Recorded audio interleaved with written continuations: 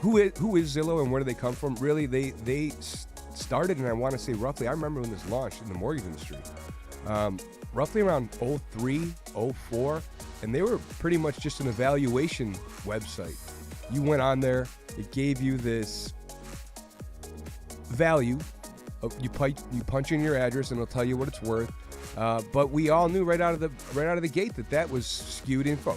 And to this day, they still, one of their biggest tools that a lot of people go to Zillow for is to get a value on their property. The Zestimate. Damn Zestimate. The Zestimate has been, this is where we can beat up on Zillow easily, you know, and criticize the Zestimate, because the Zestimate has been, in some cases, it's accurate. If you're living in like a common area where, you know, you're on a block with 400 bungalows, it's pretty easy to give a value to your place because there's comparables right there. And, you know, but in some neighborhoods, every house is different.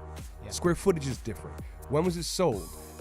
What condition was it in? Did it have an addition since the last time public record? You know, anything could have happened to the house. So in those cases, I've seen Zestimates be off 30%, 40% even on appraised values. And I'm sure you've seen it as a realtor as well. They admit it.